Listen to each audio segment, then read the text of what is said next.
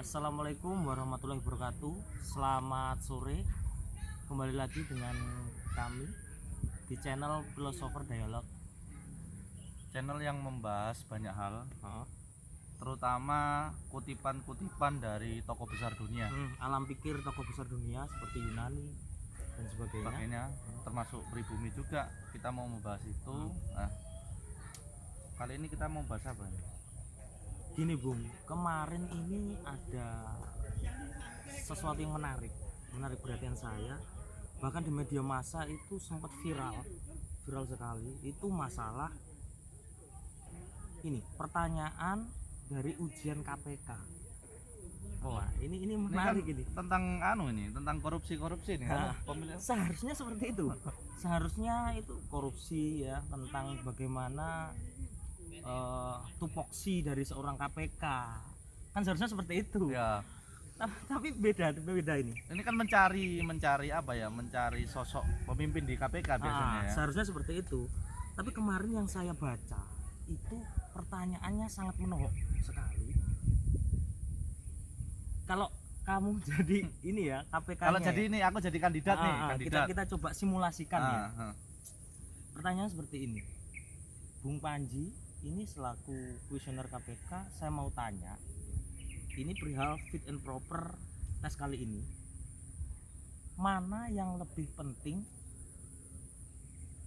untuk Bung Panji pilih antara agama dan Pancasila? Itu kalau saya pribadi pusing Bung. Itu kayak jebakan ya? Jebakan Bung. Kayak jebakan ya? Jebakan. Itu gimana menurut Bung Panji? Kalau saya pribadi ya akan menanyakan ulang kembali pertanyaan itu. Kayak gini ya, kamu tanya seperti itu ya. Tak tanya balik. Emang itu bisa dipilih? Itu bukan pilihan itu. Loh, Pancasila sama agama itu bukan pilihan, enggak bisa dipilih. Keduanya itu kesatuan loh. Oh, berarti satu kesatuan yang nggak bisa dipisahkan. Nggak bisa kan? Saya punya buktinya. Gimana? Jadi berarti ada banyak indikator di sini. Iya, jadi kita membahas dari sisi kita ya. Kita Oke. nggak mau memframing seseorang atau sebuah institusi, enggak ya. Ini kan versinya kita ya. Ya mohon maaf kalau misalnya ada kurang lebihnya lah. Kalau menurut saya itu nggak bisa dipilih. Kenapa? Ini bukan untuk win-win solution jawaban seperti itu, enggak. Tapi memang pertanyaan seperti itu rasa-rasanya orang tersebut ingin memisahkan sila pertama dari Pancasila, bro. Gitu. Loh, Jadi iya kan? bukan kayak multiple choice yang bisa benar dan salah. Iya, nggak bisa, ini nggak bisa Nggak kayak dipilih gitu. gitu loh. Karena kesatuan, begitu kamu milih Pancasila ya agama ikut. Begitu kamu milih agama, Pancasila ikut. Coba aku mau tanya, sila pertama apa? Sila pertama ketuhanan yang Maha Esa. Lah jelas, Hah. ketuhanan itu berkaitan erat sama agama. Ketika ada seseorang yang tanya, kamu milih mana, Pancasila atau agama? Dia seolah-olah ingin memisahkan sila pertama dari Pancasila. Sedangkan Pancasila kan dasar negara kan. Dan mungkin kalau kita bicara urgensinya ini benar-benar krusial banget. Gitu loh. Dan nggak semua orang bisa jawab, bro. Nggak semua orang bisa jawab ini. Terus gimana? Jadi gini, Ini menarik sih kalau menurut kalau saya. kita belajar dari sejarah ya, ya terus terang kan saya punya channel juga di YouTube yang Apa lain. namanya? Itu nama channelku Gerakan Sadar Sejarah. Oke. Jadi kita harapannya, Bisa subscribe ya channelnya Bung Panji. jadi dengan belajar sejarah harapannya kita bisa menghormati masa lalu dan berbuat baik di masa depan. Jadi kalau kita belajar dari sejarah, ya Pancasila itu kan ada 5 sila. Sila pertama sampai kelima, salah yang kita prioritaskan saat ini kan Yang ketuhanan yang Maha Esa yang kan. pertama ya. Yang Maha Esa itu. Jadi orang yang katakanlah kamu yang bertanya seperti itu seolah-olah ingin mencerai beraikan kita gitu loh, ingin menghasut kita agar kita menjadi dua blok, dua kubu. Dan ketika jadi dua kubu, bukan tidak mungkin kan kita saling dibenturkan satu dengan yang lain kan. Apa mungkin ini ada misi tersembunyi, Bu? Bisa jadi Kayak konspirasi mungkin loh kayak ya, gitu loh ya. mungkin bisa jadi. Tapi ini kita nggak mau menjustifikasi ke situ. Ya, karena kan cuma ini kita mau membedah saja. Bedah saja dari versi kita loh ya. Oke. Kita tidak mau menyinggung siapapun Ya. untuk pihak manapun, enggak gitu loh. Jadi kalau kita belajar dari sejarah, dari zaman dulu sampai zaman sekarang, ada beberapa orang yang memang dia suka menghasut, gitu loh. Tujuannya apa? Untuk mencerai berai. Sama seperti kalau kita Politik adu domba ya. Divide et impera. Oke. Kalau kita bersatu sudah kita nggak membuat celah sedikit pun untuk perpecahan ya. Terus terang VOC nggak akan berabad-abad jajah kita gitu. Paling ya setahun, 2 tahun, 3 tahun gitu loh. Tapi masalahnya ada beberapa oknum ya yang suka ikut ambil bagian mencerai beraikan itu. Akibatnya saling bertabrakan. Sampai detik ini orang-orang seperti itu masih ada. Itu masalahnya. Ya semoga dengan dialog kita kali ini kita berusaha untuk merangkul kembali merangkul kembali, kita saling bersaudara, apapun latar belakangnya, apapun sukunya, rasnya, agama, kita bersatu padu lah. Jangan sisipkan sedikit pun celah untuk menghasut ya, untuk bercerai berai, janganlah. Sedih rasanya. Dan ini kalau kita belajar dari sejarah lagi, kita kembali ke sejarah lagi. Dua tokoh nasional kita yang cocok untuk landasan teori yang tadi. Saya ambil dari, kita kan arek Surabaya, Bro, ya. Otomatis siapa lagi kalau bukan Bung Tomo kan? Bung Tomo. Terkenal Di banget. situ jelas sekali bahwa Pancasila dan agama nggak bisa dipisah. Dari mana? Dari pidatonya. Ketika ada ultimatum dari Inggris kan, waktu itu mau ibaratnya mau perang besar kita kan 10 November. Dan itu arek-arek Surabaya mendambakan seorang pemimpin yang benar-benar membakar semangat kan, mengobarkan jiwa perang kan, melawan anti penjajahan kan. Dia pidatonya yang datanglah seorang Bung Tomo ini ya. Bung Tomo, Sutomo. Di pidato itu, di salam pembukanya dia bilang begini loh. Bismillahirrohmanirrohim. Merdeka. Lah, itu masih pembukaan. Itu masih pembukaan ya. Bismillah. Iya, mukadimah. Mukadimahnya kayak gitu. Artinya Bismillahirrohmanirrohim identik sama agama. Merdeka identik dengan Pancasila. Itu ada di dalam satu pidato. Itu sudah nggak bisa dipisah itu satu pidato. Dan di akhir pidatonya beliau bilang begini. Allahu Akbar, Allahu Akbar, Allahu Akbar. Merdeka. Takbir. Nah, takbir dia nggak bisa dipisah. Jadi kalau ada orang-orang yang ingin membuat pilihan dari sebuah pilihan yang jelas-jelas itu bukan pilihan loh ya, itu sedih lah. Terus kita kembali lagi ke tokoh yang kedua, Ton. Jenderal Besar Sudirman. Jenderal Besar Sudirman tuh pada waktu pertempuran dengan anak buahnya, ada anak buahnya yang ini diriwayatkan dari tentara ya. Saya dengar dari ayah saya yang tentara juga, terus lingkungan saya dari tentara juga sempat menginformasikan padaku padahal waktu itu kan secara teori di atas kertas Indonesia ini kekuatannya tuh jauh di antara nikah Inggris, Belanda, jauh lah. Mulai dari artileri, teknologi apapun perang wis kita jauh di bawahnya. Jauh di bawah wis. Tapi kenapa ya jenderal, kenapa kesulitan mereka itu mencari kamu, kesulitan menangkap kamu, kenapa?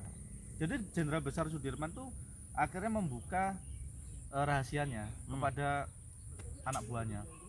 Jadi Jenderal Besar Sudirman itu bilang bahwa saya itu susah ditangkap atau susah ya seperti itulah, dijebak atau apapun, karena saya punya 3 jimat.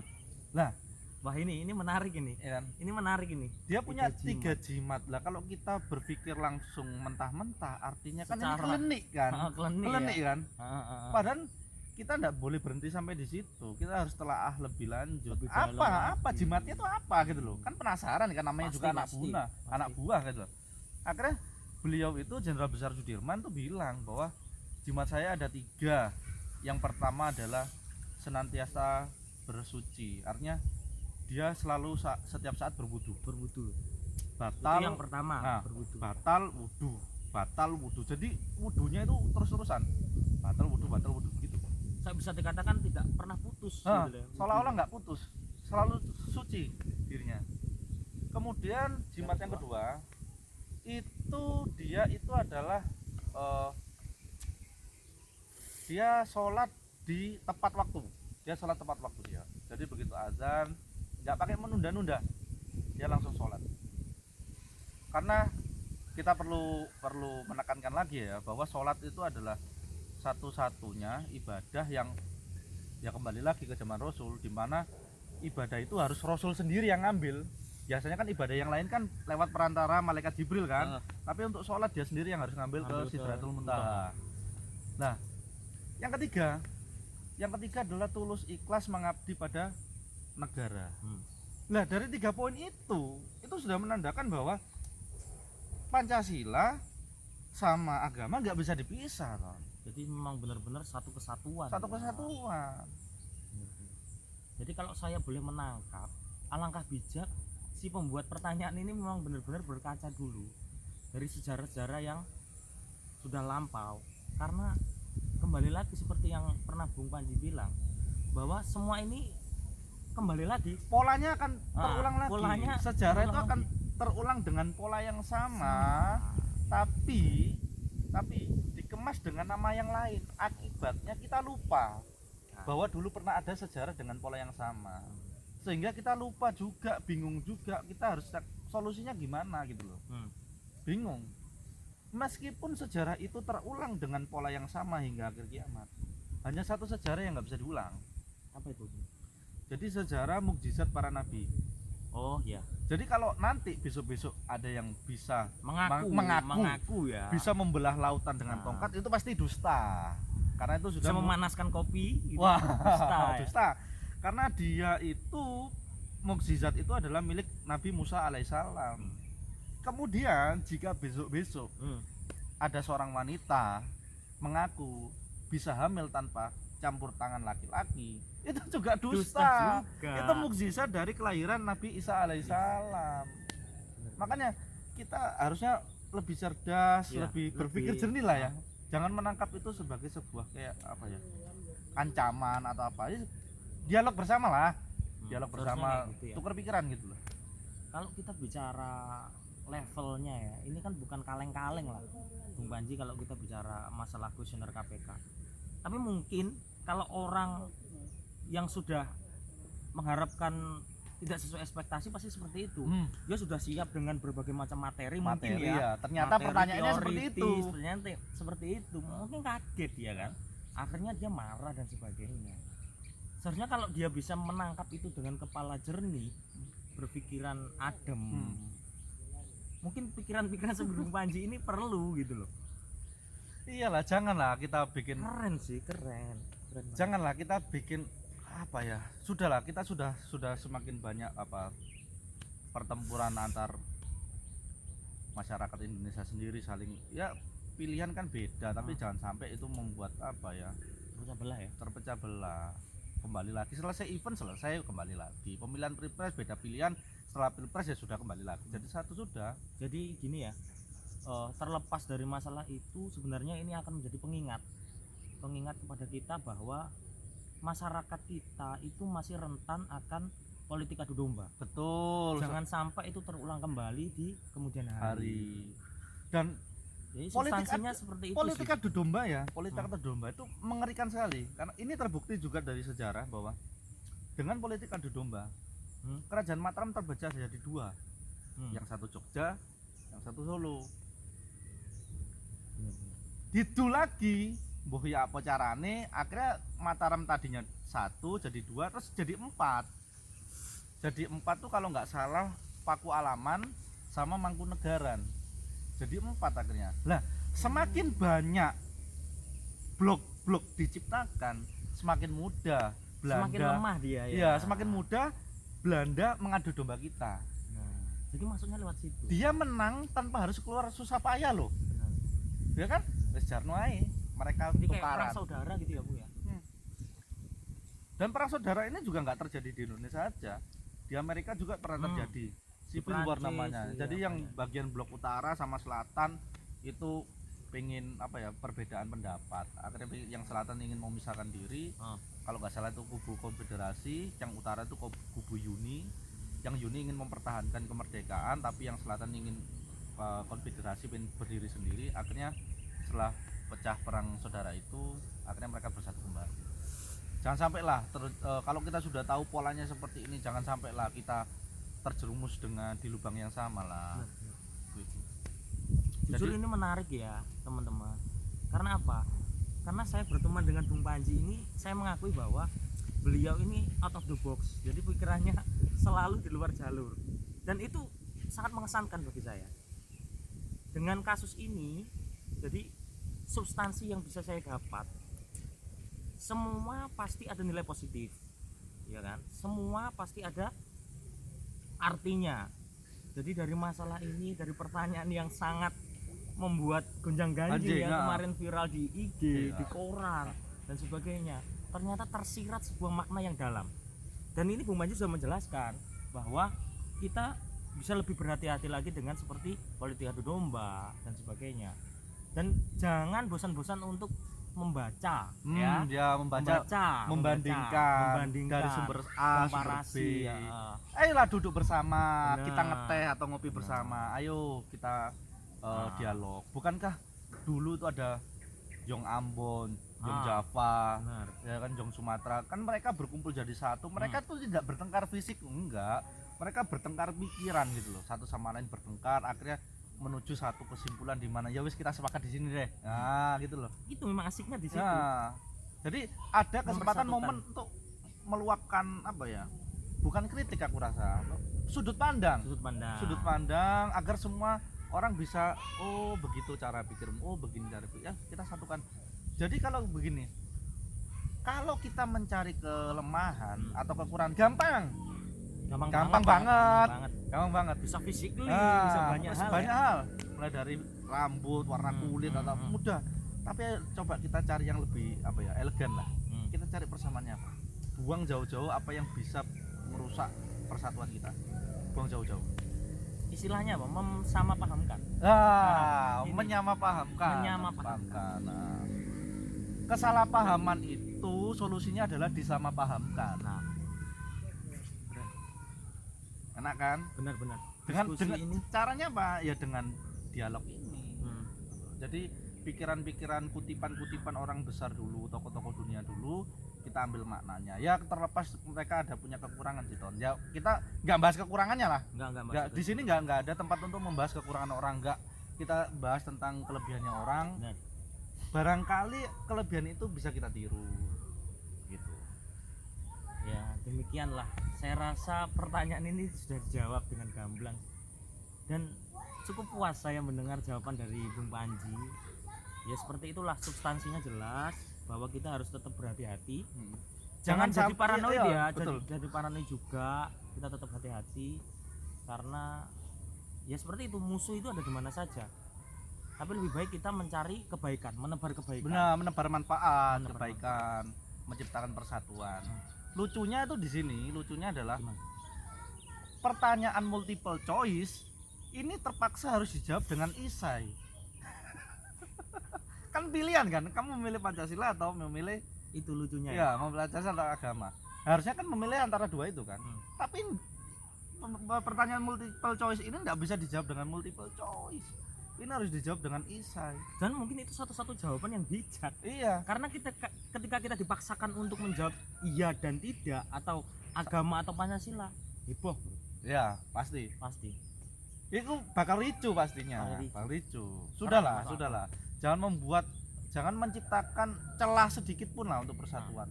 Bukankah dalam sila yang ada dalam logo ini loh, logo apa, rantai. Nah, kalau kita ibaratkan rantai lah, satu berkarat, gimana nasib mata rantai lainnya? Berkarat juga, iya. Berkarat juga, lama-lama juga putus.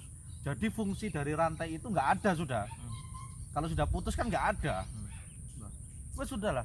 Tokoh nasional kita dulu itu sudah ibaratnya berkelahi pikiran lah, sudah godok matang-matang. Kita tuh nggak tinggal enaknya doang. Tinggal makan aja, nggak usah pakai goreng, nggak usah pakai udahlah, itu kita nggak ngelawan penjajah, ngelawan apa ya. Ya memang betul. Perjuanganku memang berat, kata Insinyur Soekarno kan. Perjuanganku memang berat. Soekarnois ini. Tapi akan lebih berat perjuanganmu. Karena kalau aku melawan penjajah, kalau kamu akan melawan bangsamu sendiri. Itu ngeri. dalam, maknanya dalam, ngeri, merinding jadinya. Kalau kita kupas seharian nggak habis. Nggak habis ini, nggak habis. Soekarno ini nggak habis. Terlepas dari kekurangannya kita nggak ada di sini lah ya. Pokoknya kita bahas tentang kelebihan orang, prestasinya di bidang apapun lah. Baiklah, aku rasa cukup oke ya. Cukup ya. Sekian ya. Keren ya untuk hari ini. Topiknya juga masih hangat-hangat ya. Oke, jadi saya rasa cukup. Oke, kita akhiri dulu. Pesan kita adalah jangan mau dihasut, Tetap berpikir jernih. Assalamualaikum warahmatullahi wabarakatuh.